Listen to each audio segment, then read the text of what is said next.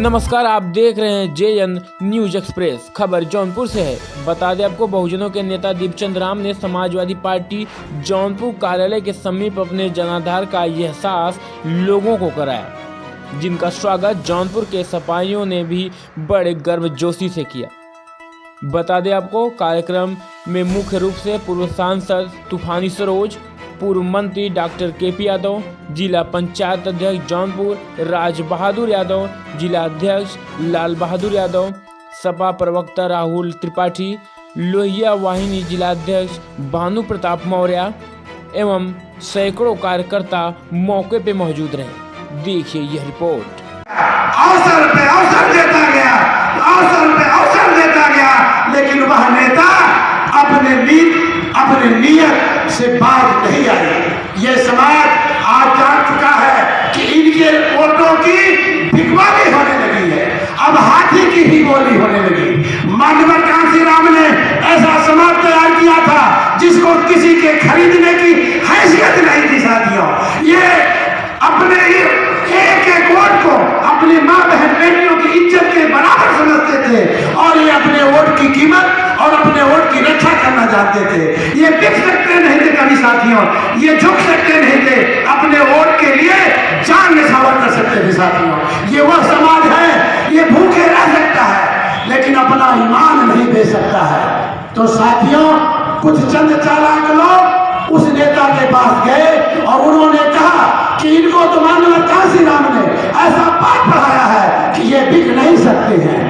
तो रास्ता क्या होगा?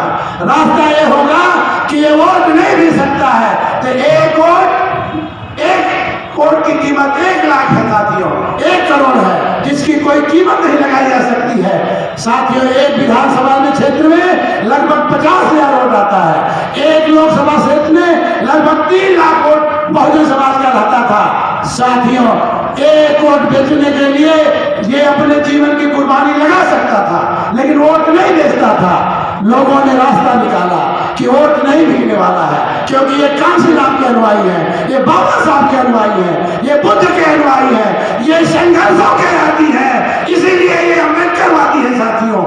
अम्बेडकरवाद इस देश में मानवता का रास्ता लाता है साथियों, बराबरी का लाता है।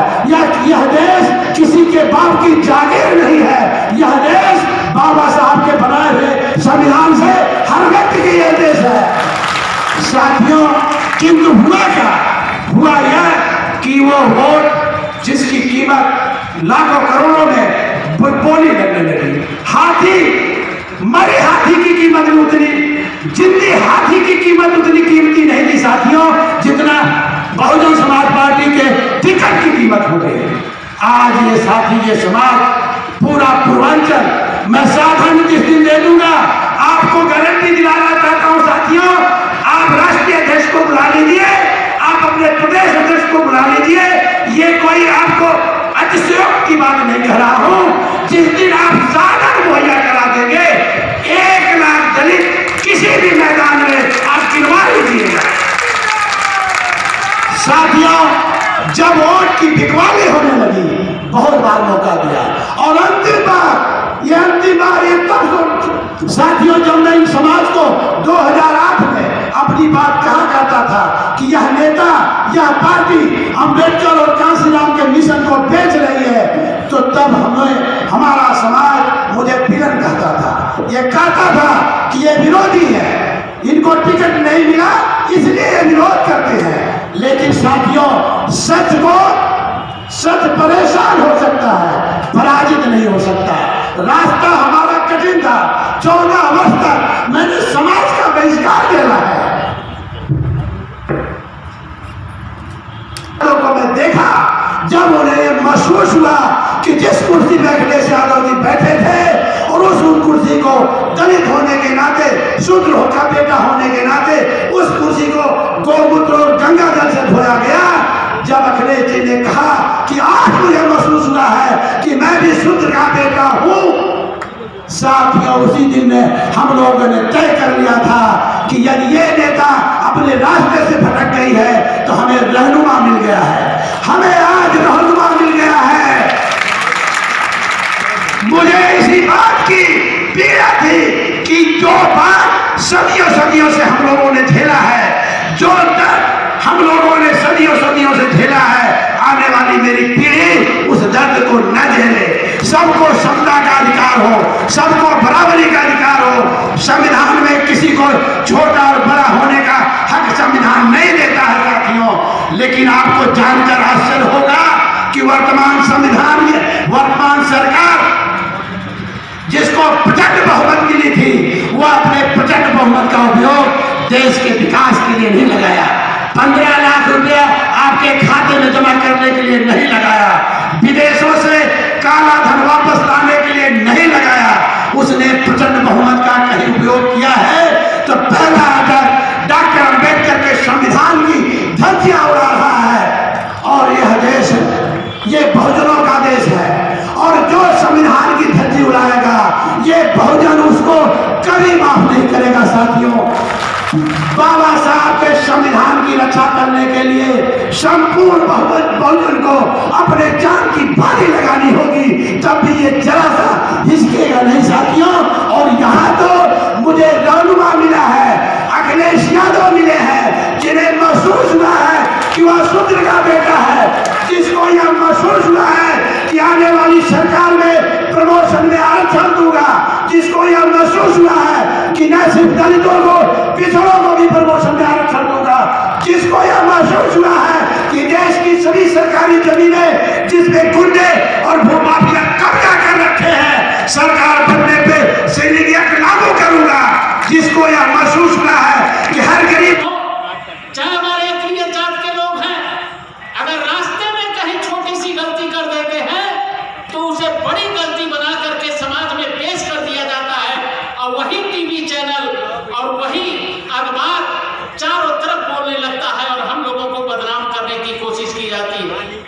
लेकिन इनके लोग जब हाथरस में बेटी का बलात्कार करते हैं और उसके बाद हाथरस में ही अभी देखिए कि ये बेटी के छेड़खानी करने के आरोप में जब उसका पिता जाकर के थाने में शिकायत करता है तो उस पिता को दबंगों ने गोली मार देने का काम किया है। अभी जनपद जौनपुर में देखिए कृष्णा उर्फ पुजारी यादव हिरासत में लिया गया, उसके ऊपर 151 की एक भी धारा तक नहीं लागू थी, लेकिन उसको जबरदस्ती इतना मारा गया कि वो दम तोड़ दिया हिरासत में। आज उसका परिवार रोता बिलखता हुआ है। लेकिन यहीं पर राजकुमार यादव प्रधान की हत्या की जाती है, मौर्य की हत्या कर दी जाती है। प्रतापगढ़ में आप लोगों ने देखा होगा कि मौर्य की हत्या हो जाती है, दलित की हत्या हो जाती है, लेकिन कोई बोलने वाला नहीं है। और जो हत्यारे हैं उनको योगी सरकार संरक्षण देने का काम करती है। तब मैं आप लोगों के बीच में कहना चाहता हूं कि हम नगमे महार सुना दे तो जुर्म है। महार ये जो दलित जाति है जिसमें बाबा साहब भीमराव अंबेडकर ने जन्म लिया और पूरे देश को संविधान देने का काम किया था, उन्होंने, तब मैं कहना चाहता हूं कि हम नगमे महार सुना दे तो जुर्म है। सोए हुए अगर हम नगमे महार सुना दे तो जुर्म है, अगर सोए हुए लोगों को जगा दे तो जुर्म है। वो अगर हम कफस को जला दे तो जुर्म है, और बस्तियों में आग लगा दे तो कुछ नहीं, अगर हम कफस को जला दे तो जुर्म है। कफस मतलब खोता, अगर चिड़िया का खोता भी हम जला दे तो हम बहुत बड़े कसूरवार हैं। लेकिन ये बस्तियां के बस्तियां जला देते हैं, इनको कोई पूछने वाला नहीं होता, ये झूठ बोलने वाले लोग हैं। तब मैं ये कहना चाहता हूं, ये झूठ बोलने वाले लोग माताओं बहनों और गरीबों के आज बेटे जो किसान सरहद पर 3 काला कानून के खिलाफ लड़ रहे हैं, जो खेती है कॉन्ट्रैक्ट में चली जाएगी, ठेकेदारी से खेती होगी, और जो ये कानून था कि आवश्यक वस्तु अधिनियम के तहत अगर कोई भी भंडारण करता था तो ये होता था कि 100 कुंटल से ज्यादा रखेगा तो उसको फिर नहीं रखने दिया जाएगा, उसके ऊपर कानून आ जाएगा। लेकिन इन लोगों ने क्या किया कि अब अडानी अंबानी लाखों टन अगर धान गेहूं अपने भंडार में जमा कर दे तो इनके ऊपर कोई कार्रवाई नहीं होगी। इससे सबसे ज्यादा मार अगर किसी के ऊपर पड़ेगी तो हमारी माताओं बहनों और गरीबों के ऊपर पड़ेगी, क्योंकि ये रोज कमाने वाले खाने वाले लोग हैं। जब ये खेत